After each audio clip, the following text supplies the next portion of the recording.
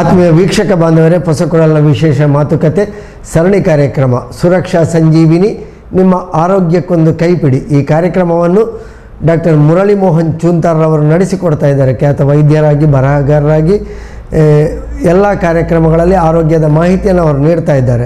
ಮಂಗಳೂರಿನ ಚೂಂತಾರ್ ಸರೋಜಿನಿ ಭಟ್ ಪ್ರತಿಷ್ಠಾನ ರಿಜಿಸ್ಟರ್ಡ್ ಇವರ ಪ್ರಾಯೋಜಕತ್ವದಲ್ಲಿ ಈ ಕಾರ್ಯಕ್ರಮ ಹೊಸಕೊಡಲ ವಾಹಿನಿಯ ಮೂಲಕ ಅರ್ಪಣೆ ಆಗ್ತಾ ಇದೆ. ಇದಕ್ಕೆ ಡಾಕ್ಟರ್ ಮುರಳಿ ಮೋಹನ್ ಚೂಂತಾರ್ರವರನ್ನು ಎಲ್ಲ ವೀಕ್ಷಕ ಬಂಧುಗಳ ಪರವಾಗಿ ಸ್ವಾಗತಿಸ್ತಾ ಇದ್ದೇವೆ.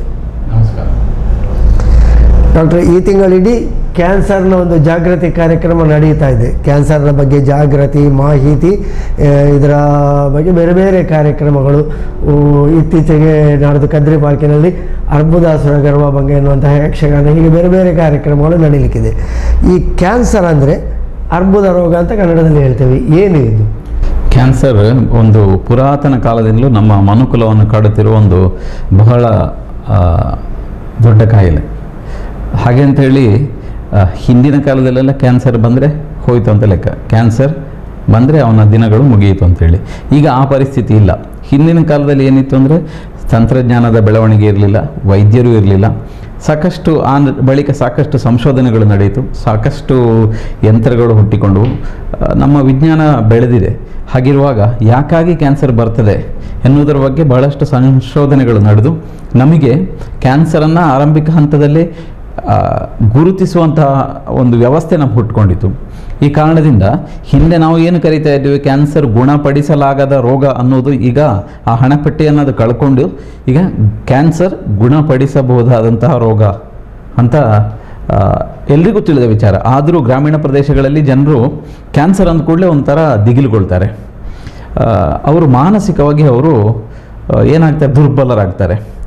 ಹಾಗೆ ಕ್ಯಾನ್ಸರ್ ಬರ್ತಾನೆ ಅಂಥೇಳಿ ಅವನು ಎಷ್ಟೇ ಧೈರ್ಯ ತೆಗೆದುಕೊಂಡ್ರು ಸಹ ಸುತ್ತಲಿನ ವ್ಯಕ್ತಿಗಳು, ಪರಿಸರದವರು, ಮನೆಯವರು ಅವರನ್ನು ಒಂದು ರೀತಿಯ ಅಸ್ಪೃಶ್ಯರಂತೆ ಹಾಗೆ ಕ್ಯಾನ್ಸರ್ ಬರ್ತಾನೆ ಅಂತೇಳಿ ಈ ರೀತಿಯ ಒಂದು ವಾತಾವರಣವನ್ನು ತಿಳಿಗೊಳಿಸಬೇಕು. ಅದು ನಮ್ಮ ವೈದ್ಯರ ಹೊಣೆಗಾರಿಕೆ ಹಾಗೂ ಮಾಧ್ಯಮದ ಹೊಣೆಗಾರಿಕೆ. ಸೊ ಈ ನಿಟ್ಟಿನಲ್ಲಿ ಈ ಕ್ಯಾನ್ಸರ್ ರೋಗ, ಈಗ ತಾನೇ ತಾವು ಹೇಳಿದ್ರಿ ಅರ್ಬುದ ರೋಗ ಅಂಥೇಳಿ. ಅರ್ಬುದ ಅಂದರೆ ಏಡಿ. ಈ ಹಿಂದಿನ ಕಾರ್ಯಕ್ರಮಗಳಲ್ಲಿ ಹೇಳಿದ್ವಿ, ಏಡಿ ಅಂದರೆ ಒಂದು ವಿಶೇಷವಾದಂಥ ಪ್ರಾಣಿ. ಅದು ಬೇರೆ ವ್ಯಕ್ತಿಗಳನ್ನು, ಮನುಷ್ಯರನ್ನು ಅಥವಾ ಬೇರೆ ಪ್ರಾಣಿಗಳನ್ನು ಕಚ್ಚಿದಾಗ, ಅದು ತನ್ನ ಕದಂಬ ಬಾಹುಗಳಲ್ಲಿ ಅದರಲ್ಲಿ ಕಚ್ಚಿದಾಗ ಅದು ಸತ್ತರೂ ಸಹ ಅದು ಬಿಡಲ್ಲ, ಅದರ ಬಾಹುಗಳನ್ನು ಬಿಡಲ್ಲ. ಹೀಗೆ ಒಮ್ಮೆ ಕ್ಯಾನ್ಸರ್ ಬಂದರೆ ನಮ್ಮ ದೇಹದೆಲ್ಲೆಡೆ ವ್ಯಾಪಿಸ್ತದೆ ಮತ್ತು ನಾವು ಸತ್ತರೂ ಸಹ ಕ್ಯಾನ್ಸರ್ ಸಾಯಲ್ಲ ಅಂತ ಹೇಳುವ ಆ ರೀತಿಯ ಒಂದು ಪ್ರತೀತಿ ಇದೆ. ಆ ಕಾರಣದಿಂದಲೇ ಕ್ಯಾನ್ಸರಿಗೆ ಅರ್ಬುದ ರೋಗ ಅಂತೇಳಿ. ಕ್ಯಾನ್ಸರ್ ಅನ್ನೋದು ಎಲ್ಲಿ ಬೇಕಾದರೂ ಆಗ್ಬೋದು, ಬಾಯಿನಲ್ಲಿ ಆಗ್ಬೋದು, ಕರಳಲ್ಲಿ ಆಗ್ಬೋದು, ಶ್ವಾಸಕೋಶದಲ್ಲಿ ಆಗ್ಬೋದು, ಕಿಡ್ನಿಯಲ್ಲಿ ಆಗ್ಬೋದು, ಮಸಲ್ಗಳಲ್ಲಿ ಆಗ್ಬೋದು, ಎಲುಬುಗಳಲ್ಲಿ ಆಗ್ಬೋದು, ರಕ್ತದಲ್ಲಿ ಆಗ್ಬೋದು. ಅದು ಕ್ಯಾನ್ಸರ್ ಅನ್ನೋದು ಒಂದು ಬ್ರಾಡ್ ಟರ್ಮಿನಾಲಜಿ. ಅರ್ಬುದ ರೋಗ ಅಂತೇಳಿ ಅದು ಎಲ್ಲೆಲ್ಲಿ ಹುಟ್ಟಿಕೊಂಡಿದೆ, ಯಾವ ಅಂಗಾಂಶಗಳಲ್ಲಿ ಹುಟ್ಟಿಕೊಂಡಿದೆ ಅದನ್ನು ನೋಡಿಕೊಂಡು ನಾವು ಅದನ್ನು ಇಂತಹ ಜಾಗಕ್ಕೆ, ಇಂತಹ ಅಂಗಕ್ಕೆ ಕ್ಯಾನ್ಸರ್ ಬಂದಿದೆ ಅಂತೇಳಿ. ಒಟ್ಟಿನಲ್ಲಿ ನಾನು ಹೇಳೋದಿಷ್ಟೇ, ಕ್ಯಾನ್ಸರ್ ಅನ್ನೋದು ಗುಣಪಡಿಸಲಾಗದ ಕಾಯಿಲೆ ಅಲ್ಲ, ಗುಣಪಡಿಸಬಹುದಾದಂತಹ ಕಾಯಿಲೆ. ಮತ್ತು ಹಿಂದಿನ ಹಾಗೆ ಕ್ಯಾನ್ಸರ್ ಬಂದರೆ ಅವನ ದಿನಗಳು ಮುಗಿಯಿತು ಅಂತ ತಿಳಿಯುವ ಅವಶ್ಯಕತೆ ಇಲ್ಲ. ಆರಂಭಿಕ ಹಂತದಲ್ಲಿ ಹೆಚ್ಚಿನ ಎಲ್ಲ ಕ್ಯಾನ್ಸರ್ಗಳನ್ನು ನಾವು ಪತ್ತೆ ಹಚ್ಚಬಹುದು. ಆರಂಭಿಕ ಹಂತದಲ್ಲಿ ಪತ್ತೆ ಹಚ್ಚಿ ಸಕಾಲದಲ್ಲಿ ಸೂಕ್ತ ಚಿಕಿತ್ಸೆ ಕೊಟ್ಟರೆ ಖಂಡಿತವಾಗಿ ಕ್ಯಾನ್ಸರನ್ನು ಗುಣಪಡಿಸ್ಬೋದು ಮತ್ತು ಇತರರಂತೆ ಅವರು ಸಹ ನಾರ್ಮಲ್ ಜೀವನವನ್ನು ನಡೆಸ್ಬೋದು ಅಂಥೇಳಿ ಇವತ್ತಿನ ದಿವಸ, ಇವತ್ತೇನು ನಾವು ಫೆಬ್ರವರಿ 4 ನಾವೇನು ಹೇಳ್ತೇವೆ, ವಿಶ್ವ ಕ್ಯಾನ್ಸರ್ ಅವೇರ್ನೆಸ್ ಡೇ ಅಂತೇಳಿ, ಕ್ಯಾನ್ಸರ್ ಬಗ್ಗೆ ತಿಳುವಳಿಕೆ ಮೂಡಿಸುವಂಥ ಒಂದು ದಿನ. ಈ ದಿನದಂದು ನಾನು ವೀಕ್ಷಕರಿಗೆ ಹೇಳಲಿಕ್ಕೆ ಇಚ್ಛೆಪಡ್ತೇನೆ, ಕ್ಯಾನ್ಸರ್ ಬಂದರೆ ಋತಿಗಡಬೇಡಿ, ಕೂಡಲೇ ವೈದ್ಯರ ಬಳಿ ಹೋಗಿ. ನಿಮ್ಮ ಎಲ್ಲ ರೋಗಕ್ಕೂ ಮದ್ದು ಇದೆ, ಚಿಕಿತ್ಸೆ ಇದೆ, ಚಿಕಿತ್ಸೆಯಿಂದ ಗುಣಪಡಿಸ್ಬೋದು ಅಂತ ಹೇಳಕ್ಕೆ ಇಚ್ಛೆಪಡ್ತೇನೆ. ನೀವು ಹೇಳಿದ ಹಾಗೆ ಕ್ಯಾನ್ಸರ್ ಅಂತ ಶಬ್ದ ಕೇಳಿದ ಕೂಡಲೇ ರೋಗಿ ಹೇಗೂ ಸತ್ತು ಹೋಗ್ತಾನೆ. ರೋಗಿಯ ಸುತ್ತಮುತ್ತ ಇದ್ದರೂ ಅವನು ಸಾಯದಿದ್ದರೂ ಅವನನ್ನು ಸಾಯಿಸ್ತಾರೆ. ಅಂದರೆ ಅಷ್ಟು ಒಂದು ಉದ್ವೇಗ, ಆತಂಕ ಎಲ್ಲವನ್ನು ಅವರು ರೋಗಿಗಿಂತ ಹೆಚ್ಚು ಅವನ ಸುತ್ತಮುತ್ತ ಇರುವವರು ತೋರ್ಪಡಿಸ್ತಾರೆ. ಅದು ಯಾಕೆ ಅಂತ ಹೇಳಿದರೆ ನೋಡಿ, ಹಿಂದಿನ ಕಾಲದಲ್ಲಿ ವೈದ್ಯ ವಿಜ್ಞಾನ ಬೆಳೆದಿರಲಿಲ್ಲ, ಸರಿಯಾದ ಚಿಕಿತ್ಸೆ ಇರಲಿಲ್ಲ. ಮತ್ತು ಕ್ಯಾನ್ಸರ್ ಈಗ ಒಂದು ವಿಷಯ ನಿನ್ನೆ ಒಬ್ಬರು ಬೆಳಗಾಂನಿಂದ ನನಗೆ ಫೋನ್ ಮಾಡಿದರು. ಕಳೆದ ವಾರ ಯಾವುದೋ ಒಂದು ಪತ್ರಿಕೆಯಲ್ಲಿ ಕ್ಯಾನ್ಸರ್ ಮತ್ತು 10 ಪ್ರಶ್ನೆಗಳು ಅಂತೇಳಿ ಒಂದು ಲೇಖನ ಬರೆದಿದ್ದೆ. ಅವರು ಏನು ಕೇಳಿದೆ ಅಂದರೆ, ನನ್ನ ಮನೆಯಲ್ಲಿ ಅಜ್ಜಿಗೆ ಕರುಳಿನ ಕ್ಯಾನ್ಸರ್ ಆಗಿದೆ, ನಾನು ಅವರನ್ನು ಮುಟ್ಟಬಹುದಾ ಅಂತೇಳಿ. ಈ ಕಾಲದಲ್ಲಿ ಸಹ ಕ್ಯಾನ್ಸರ್ ಒಬ್ಬ ವ್ಯಕ್ತಿಯಿಂದ ಇನ್ನೊಂದು ವ್ಯಕ್ತಿಗೆ ಸ್ಪರ್ಶದಿಂದ ಹರಡುವ ಸಾಧ್ಯತೆಗಳೇ ಇಲ್ಲ. ರಕ್ತದಲ್ಲಿ ಸಹ ಹರಡುವುದಿಲ್ಲ. ಹಾಗಿರುವಾಗ ಈ ರೀತಿಯ ಜನರು ಈಗಲೂ ಇದ್ದಾರೆ. ಉತ್ತರ ಕರ್ನಾಟಕದಿಂದ ಬಂದಂಥ ಫೋನು, ನಾನು ಅವ್ರನ್ನ ಮುಟ್ಬೋದಾ, ಅವರಿಗೆ ವಯಸ್ಸಾಯಿತು, ನಾನು ಅವರ ಸೇವೆ ಮಾಡ್ಬೋದಾ. ನಾನು ಹೇಳಿದೆ, ಕ್ಯಾನ್ಸರಿಂದ ಯಾವುದೇ ರೀತಿಯ ತೊಂದರೆ ಇಲ್ಲ, ನೀವು ಅವರನ್ನ ಎತ್ಕೊಳ್ಬೋದು, ಊಟ ಮಾಡಿಸ್ಬೋದು, ಸ್ನಾನ ಮಾಡಿಸ್ಬೋದು, ಎಲ್ಲವನ್ನೂ ಮಾಡಿ, ಕ್ಯಾನ್ಸರ್ ಖಂಡಿತವಾಗಿ ಹರಡುವುದಿಲ್ಲ ಅಂತೇಳಿ. ಇದು ಯಾಕೆ ಈ ರೀತಿ ಕಲ್ಪನೆ ಬಂತು ಅಂದರೆ, ಹಿಂದಿನ ಕಾಲದಲ್ಲಿ ವೈದ್ಯರು ಇರಲಿಲ್ಲ, ಚಿಕಿತ್ಸೆ ಇರಲಿಲ್ಲ, ಔಷಧಿಗಳಿರಲಿಲ್ಲ, ಮತ್ತು ಆರಂಭಿಕ ಹಂತದಲ್ಲಿ ಗುರುತಿಸಲಿಕ್ಕೆ ಸಾಧ್ಯ ಆಗ್ತಾ ಇರಲಿಲ್ಲ. ಮತ್ತು ಒಮ್ಮೆ ಬಂದರೆ ಮತ್ತೆ ರೋಗಿ ಬದುಕುವುದಿಲ್ಲ ಎನ್ನುವುದು ಹಿಂದಿನ ಕಾಲದಲ್ಲಿ ದೃಢವಾದ ನಂಬಿಕೆ. ಹೌದು, ಹಾಗೆ ಆಗಿತ್ತು. ಮತ್ತು ಯಾವುದೇ ಒಬ್ಬ ರೋಗಿ ಯಾವುದೋ ರೋಗದಿಂದ ಸತ್ತರೆ, ಈಗಿನ ಕಾಲದಲ್ಲಿ ನಾವು ಪ್ರತಿಯೊಂದಕ್ಕೂ ಒಂದು ರೋಗಕ್ಕೆ ಒಂದು ಹೆಸರಿದೆ. ಅಕ್ಕಿ ಜ್ವರ, ಹಂದಿ ಜ್ವರ, ನಾಯಿ ಜ್ವರ, ಕೋಳಿ ಜ್ವರ ಅಂತೇಳಿ ಜ್ವರಗಳಿದೆ, ಮತ್ತು ಬೇರೆ ಬೇರೆ ರೋಗಗಳಿಗೆ ಬೇರೆ ಬೇರೆ ಹೆಸರಿದೆ. ಹಿಂದಿನ ಕಾಲದಲ್ಲಿ ಇಂಥ ವ್ಯವಸ್ಥೆ ಇರಲಿಲ್ಲ, ವೈದ್ಯರೂ ಇರಲಿಲ್ಲ, ಮತ್ತು ಹೆಚ್ಚಿನ ಸಂದರ್ಭಗಳಲ್ಲಿ ರೋಗಿ ಸತ್ತು ಹೋದಾಗ ಕೊನೆಗೆ ಆಡು ಮಾತಿನಲ್ಲಿ ಆಯಗ ಕ್ಯಾನ್ಸರ್ ಬಂತು ಆಯ್ಪೋಯೆ ಅಂತೇಳಿ, ಅಂದರೆ ಹೇಗೋ ಸತ್ತರೂ ಅವನು ಕ್ಯಾನ್ಸರ್ನಿಂದ ಸತ್ತ ಅಂತ ಹೇಳಿ, ಬಹುಶಃ ಅವನಿಗೆ ಹೊಟ್ಟೆಯಲ್ಲಿ ಕ್ಯಾನ್ಸರ್ ಆಗಿರಬೇಕು ಈ ರೀತಿ ಹೇಳಿ ಸತ್ತವನಿಗೆ ಕ್ಯಾನ್ಸರ್ ಬಂದಿದೆ ಅಂತೇಳಿ ಮಾಡ್ತಾ ಇದ್ರು, ಒಂದು ಹಣೆಪಟ್ಟಿ ಕಟ್ಟಿ ಬಿಡ್ತಾ ಇದ್ರು. ಆಗಿರುವಾಗ ನಮಗೆ ಈ ಅಂಕಿಅಂಶಗಳಿಲ್ಲ. ನಮಗೆ ಹಿಂದಿನ ಕಾಲದಲ್ಲಿ ಫಾರ್ ಎಕ್ಸಾಂಪಲ್ 1960ಸ್ನಲ್ಲಿ ಒಂದು ವರ್ಷ 1,000 ಜನ ಸತ್ತಿದ್ದು ಅಂತ ಹೇಳಿದ್ರೆ ಅದು ಯಾಕಾಗಿ ಸತ್ತ ಅನ್ನೋ ದಾಖಲೆ ನಮ್ಮಲ್ಲಿಲ್ಲ. ನಮ್ಮಲ್ಲಿ ಡಾಕ್ಯುಮೆಂಟೇಷನ್ ತುಂಬ ಕಡಿಮೆ. ಸೊ 1,000 ಜನರಲ್ಲಿ ಈ 900 ಜನರನ್ನು ಅವರು ಕ್ಯಾನ್ಸರ್ನಿಂದ ಸತ್ತ ಅಂತೇಳಿ ಹೇಳ್ತಾರೆ. ಈಗ ನಮ್ಮ ಮನೆಯಲ್ಲಿ ಅಜ್ಜಿ ಅಂದರು ಕೇಳಿದರೆ, ನಿಮ್ಮ ತಂದೆ ಹೇಗೆ ಸತ್ತರು, ಅವನಿಗೆ ಕ್ಯಾನ್ಸರ್ ಆಗಿ ಸತ್ತದ್ದು ಅಂತ ಅವ್ರು ಹೇಳ್ತಾರೆ. ಅಂದರೆ ಆಗ ಕೊಲ್ಲುವಂಥ ರೋಗ ಕ್ಯಾನ್ಸರ್ ಅಂತ ಹೇಳೋ ಒಂದು ಹಣೆಪಟ್ಟಿಯನ್ನು ಕಟ್ಟಿಬಿಟ್ಟಿದ್ರು. ಹೀಗಾಗಿ ಕ್ಯಾನ್ಸರ್ ಬಂದರೆ ಅವರು ದಿಗಿಲುಗೊಳ್ತಾರೆ. ಅದೇ ಒಂದು ಪರಂಪರೆ ಮುಂದುವರೆದಿದೆ. ನಾನು ನಮ್ಮ ವೀಕ್ಷಕರಿಗೆ ಹೇಳೋದಿಷ್ಟೇ, ಕ್ಯಾನ್ಸರ್ ಖಂಡಿತವಾಗಿ ಸಹ ಕ್ಯಾನ್ಸರ್ ಬಂದವರೆಲ್ಲ ಸಾಯಬೇಕಂತಿಲ್ಲ. ಕ್ಯಾನ್ಸರ್ ಬಂದವರಲ್ಲಿ 80% ಜನರು ಸಹ ಬದುಕಬಹುದು. ಕೆಲವೊಂದು ಕ್ಯಾನ್ಸರ್ಗಳನ್ನು ಹೊರತುಪಡಿಸಿ, aggressive cancer, for example brain cancer ಅಂತ ನಾವು ಹೇಳ್ತೇವೆ, ಗ್ಲಯೋಬ್ಲಾಸ್ಟೋಮಾ ಅಂತ ಒಂದು ಅಗ್ರೆಸಿವ್ ಟ್ಯೂಮರ್ ಇದೆ, ಅಥವಾ ಕೆಲವೊಂದು ರಕ್ತದ ಕ್ಯಾನ್ಸರ್ನಲ್ಲಿ ಕೆಲವೊಂದು ಪರ್ಟಿಕ್ಯುಲರ್ ಟೈಪು, ಹಿಸ್ಟೊಲಾಜಿಕ್ ಟೈಪು ಬಂದರೆ ಕೆಲವೊಂದು ಕಾಯಿಲೆಗೆ ಇನ್ನೂ ಸಹ ಚಿಕಿತ್ಸೆ ಸಂಶೋಧನೆ ಹಂತದಲ್ಲೇ ಇದೆ. ಹಾಗೆ ಸರಿಯಾದ ಚಿಕಿತ್ಸಾ ಪದ್ಧತಿ ಇನ್ನೂ ಬಂದಿಲ್ಲ, ಸಂಶೋಧನೆಗಳು ನಡೀತಾ ಇದೆ. ಈ ಕಾರಣದಿಂದ ಕ್ಯಾನ್ಸರ್ ಬಂದವರೆಲ್ಲ ಸಾಯಬೇಕಂತಿಲ್ಲ. ಕ್ಯಾನ್ಸರ್ ಬಂದವರನ್ನು ಸರಿಯಾದ ಸಮಯದಲ್ಲಿ ಸೂಕ್ತ ಚಿಕಿತ್ಸೆ ಕೊಡಿಸಿದರೆ ಅವರು ಸಹ ನಮ್ಮ ಹಾಗೆ ನಗ್ತಾ ಖುಷಿಯಿಂದ ಬದುಕ್ಬೋದು. ಆದ ಕಾರಣದಿಂದ ಕ್ಯಾನ್ಸರ್ ಬಗ್ಗೆ ಇರುವ ಅಪನಂಬಿಕೆಗಳನ್ನು, ತಪ್ಪು ಕಲ್ಪನೆಗಳನ್ನು ತೊಡೆದು ಹಾಕಿ ಇವತ್ತು ನಾವು ಏನು ಕ್ಯಾನ್ಸರ್ ಅವೇರ್ನೆಸ್ ಡೇ ಅಂತ ನಾವು ಇದು ವಿಶ್ವದಲ್ಲಿ WHO ಶುರು ಮಾಡಿದ್ದು. ವಿಶ್ವಸಂಸ್ಥೆ 2008ರಲ್ಲಿ ಈ ಒಂದು ಆಚರಣೆಯನ್ನು ಜಾರಿಗೆ ತಂದಿತ್ತು. ಏನಂದರೆ ಕ್ಯಾನ್ಸರ್ ಬಗ್ಗೆ ಜನರಲ್ಲಿ ತಿಳುವಳಿಕೆ ಹುಟ್ಟಿಸಬೇಕು. ಈಗ ತಾನೇ ಹೇಳಿದೆ, ಕ್ಯಾನ್ಸರ್ ಬಂದರೆ ಸಾಯ್ತಾರೆ ಅನ್ನುವ ಭಾವನೆಯನ್ನು ಜನರಲ್ಲಿ ತೊಡೆದು ಹಾಕಬೇಕು. ಜನರಿಗೆ ರೋಗದ ಬಗ್ಗೆ, ಯಾಕಾಗಿ ಕ್ಯಾನ್ಸರ್ ಬರ್ತದೆ, ಹೇಗೆ ಬರ್ತದೆ, ಬಂದಾಗ ಯಾವ ರೀತಿ ಅದಕ್ಕೆ ಸ್ಪಂದಿಸಬೇಕು, ಮತ್ತು ಜನರಿಗೆ ಒಂದು ಈಗ ನೀವು ಹೇಳಿದ್ರಿ, ಈಗ ಮಾತಾಡುವಾಗ ಒಂದು ಬರ್ತಾ ಇರುವಾಗ ಎಲ್ಲೋ ಒಂದು ಕಡೆ ಬೀದಿ ನಾಟಕ ನಡೀತಾ ಇತ್ತು ಅಂತೇಳಿ ಕ್ಯಾನ್ಸರ್ ಬಗ್ಗೆ. ಇದು ವೈದ್ಯರಾಗಿ ನಮಗೊಂದು ಸಾಮಾಜಿಕ ಹೊಣೆಗಾರಿಕೆ ಇದೆ. ಭಿತ್ತಿಪತ್ರಗಳ ಮೂಲಕ, ಕರಪತ್ರಗಳ ಮೂಲಕ, ಸಾಮಾಜಿಕ ಮಾಧ್ಯಮಗಳ ಮೂಲಕ, ವಾಟ್ಸಪ್ಗಳ ಮುಖಾಂತರ ಅಥವಾ ಫೇಸ್ಬುಕ್ಗಳ ಮುಖಾಂತರ ಅಥವಾ ಈ ಬೀದಿ ನಾಟಕಗಳ ಮುಖಾಂತರ ಹಲವಾರು ಸಂಘ ಸಂಸ್ಥೆಗಳಿದೆ. JCI ಇದೆ, ರೆಡ್ ಕ್ರಾಸ್ ಇದೆ, ಲಯನ್ಸ್ ಇದೆ, ಇವರೆಲ್ಲ, ಅಥವಾ ಮಂಗಳೂರಿನಲ್ಲಿ ಸಾಕಷ್ಟು ವೈದ್ಯಕೀಯ ಕಾಲೇಜುಗಳಿದೆ. ನಾವು ಜನರ ಬಳಿ ಹೋಗಬೇಕು. ಜನರ ಬಳಿ ಹೋಗಿ ಸಾಮಾನ್ಯ ಮನುಷ್ಯರಿಗೆ ಯಾಕಾಗಿ ಕ್ಯಾನ್ಸರ್ ಬರ್ತದೆ, ಹೇಗೆ ಬರ್ತದೆ, ಅದನ್ನು ಚಿಕಿತ್ಸೆಯಿಂದ ಗುಣಪಡಿಸ್ಬೋದು. ಈ ರೀತಿ ಒಂದು ಜನರಿಗೆ ನಾವು ಒಂದು outreach program, community outreach program ಅಂತ ಹೇಳ್ತೇವೆ.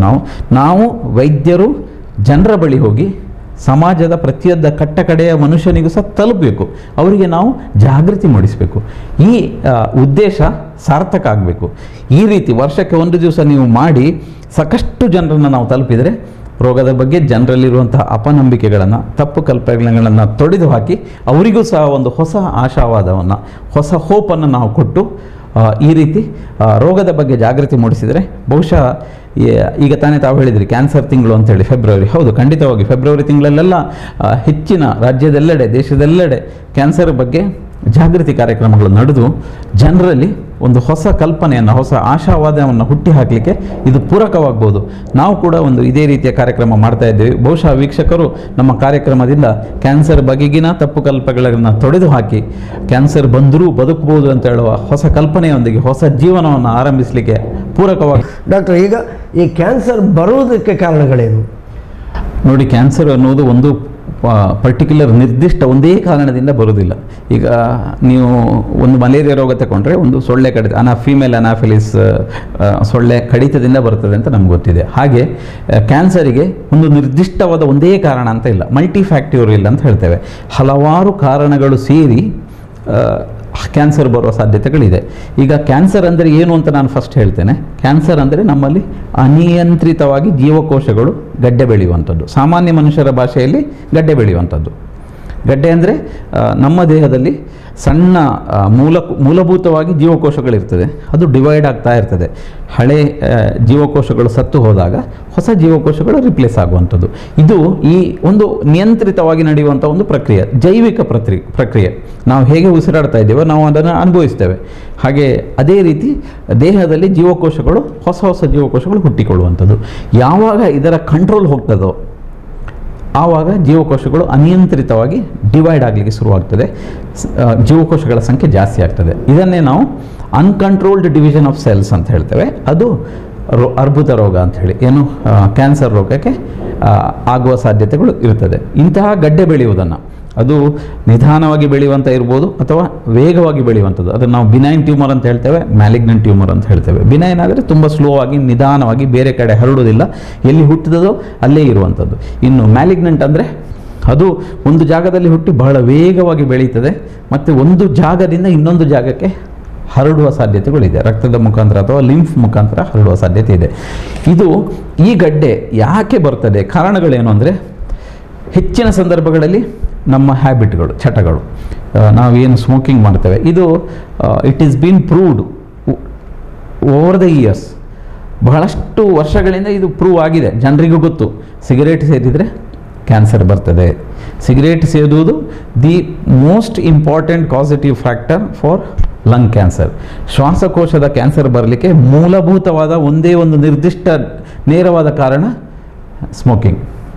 ಹಾಗಂತೇಳಿ ಯಾರೋ 1,00,000ದಲ್ಲಿ 1-2 ಜನ ಅಥವಾ 1,000ದಲ್ಲಿ 1-2 ಜನಕ್ಕೆ 10 ವರ್ಷ ಸಿಗರೇಟ್ ಸೇದಿದವರಿಗೂ ಕ್ಯಾನ್ಸರ್ ಬಂದಿರದೇ ಇರುವ ಸಾಧ್ಯತೆಗಳು ಇದೆ. ಆದರೆ 100ಕ್ಕೆ 90% ಮಂದಿಗೆ ಸಿಗರೇಟ್ ಸೇರಿದವರಿಗೆ ಕ್ಯಾನ್ಸರ್ ಬರುವ ಸಾಧ್ಯತೆ ಇದೆ.